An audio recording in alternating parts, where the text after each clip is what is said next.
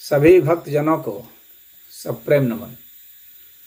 भक्तों, आज मैं आपके समक्ष महर्षि पतंजलि द्वारा रचित योग सूत्र ग्रंथ के दूसरे अध्याय के 47वें सूत्र की व्याख्या करने जा रहा हूं। यह सूत्र कहता है, प्रत्न शैथिल्य अनंत समापतिभ्याम, अर्थात प्रत्न की शिथिलता और अनंत में चित्त की तद्रुपता को समापत्ति भी कहते हैं। यह आसन को सिद्ध करता है, यानी आसन के सिद्धि के लिए ये जरूरी है। तो कौन से आसन सिद्ध हैं और कैसे आसन सिद्ध हो सकते हैं, इसके लिए पतंजलि जी ने यहाँ पर एक सूत्र दिया है। आप अपने आसन को परख सकते हैं कि हमारा यह आसन सिद्ध है या नहीं है। जैसे इसके पहले जो महर्षि पतंजलि जी ने आसन की जो परिभाषा दी थी, उसमें भी कहा था स्थिर सुखम आसनम, स्थिरता पूर्वक और सुख पूर्वक किया जाने वाला जो होता है वह आसन होता है। यह तो हमने पिछले सूत्र में देखा था। तो स्थिरता और सुख, ये दो चीजें वहां पर थी। अब जो है, कैसे हम यह समझेंगे कि हमारा आसन सिद्ध हो गया है, तो उसके लिए यहाँ पर इन्होंने सूत्र दिया है और कहा है कि प्रयत्न की शिथिलता। प्रयत्न करने का अर्थ हो गया कि जब हम कोई चेष्टा करते हैं, मानसिक रूप से, शारीरिक रूप से किसी प्रकार की जब हम चेष्टा करते हैं, तो वह प्रयत्न कहलाता है। अब इस चेष्टा के साथ क्या होता है कि हमारे मस्तिष्क के हिसाब से, बुद्धि के हिसाब से हमारा जो शरीर है वह गति करता है। मांसपेशियों में, हड्डियों में, नस की शिराओं में, इन सभी में हरकत होती है, कंपन होता है, वाइब्रेशंस होते हैं, उसके कारण गति होती है। तो जब हम उस कंपन को, उस गति को अपने मस्तिष्क, मन के द्वारा, इनकी प्रेरणा से और शरीर में अन्य जो रासायनिक गतिविधि होती है जिसके कारण शरीर एक्शन में आता है, उन सबको हम स्थिर करने लगते हैं, उसको रोकने लगते हैं, उस वेग को रोकते हैं।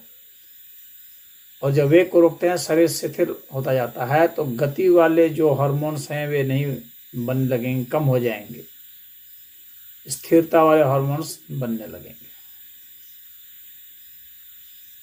तो जैसे एड्रेनलिन वगैरह है, ये हमें प्रेरित करता है गति के लिए, लेकिन नॉर एड्रेनलिन जो है वो गति को नहीं होने देते हैं, स्थिरता हमारे बनाते हैं।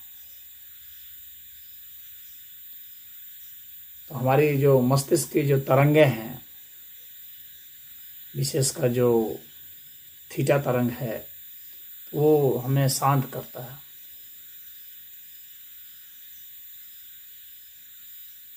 और जो अल्फा तरंगे हैं या बीटा तरंगे हैं, ये हमें कुछ सक्रियता की ओर ले जाता है। तो ये सब शरीर में परिवर्तन होना शुरू हो जाता है जब हम बैठते हैं तो। और धीरे धीरे हमारा शरीर शिथिल होने लगता है, शांत होने लगता है, स्थिर होने लगता है।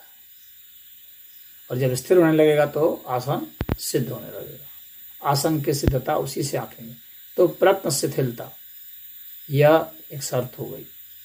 दूसरी चीज़ क्या है कि मन को कहाँ ले जाना है, तो कहते हैं कि अनंत समापतिभ्याम, यानी अनंत में तद्रुपता करने पर। तो हम अपने मस्तिष्क को अनंत में लगाएं। अनंत में कैसे लगा सकते हैं, अनंत क्या होता है? तो जब हम स्थिर को बैठते हैं, जब हम, तो हम अपने समझेंगे इस अस्तित्व को, और हम अपने मस्तिष्क को भी अगर समझेंगे, इसका और छोर पाने की कोशिश करेंगे, तो हम देखेंगे कि ये इसका और छोर नहीं मिल रहा है।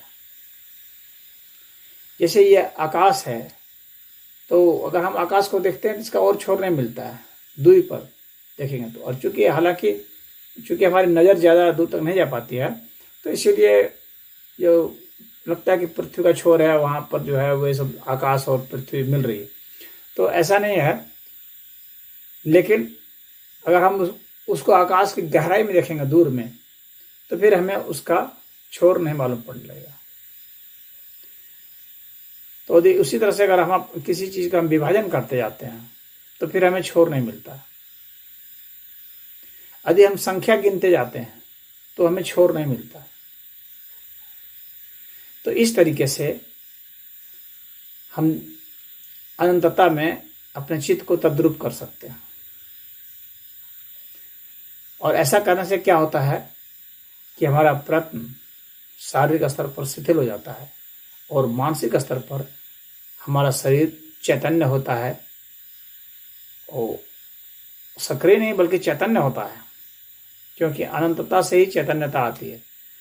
तो वह बेहोशी की अवस्था नहीं होती है। तो समाधि की अवस्था जो है, यहाँ समापत्ति शब्द का प्रयोग किया गया है, जो एक तरह से समाधि जैसी ही है। हालांकि यह तो अभी हम आसन के दौर पर हैं, इसके बाद प्राणायाम, प्रत्याहार, धारणा, ध्यान और समाधि आएगी बाद में, लेकिन फिर भी ये हमें उस ओर ले जाता है।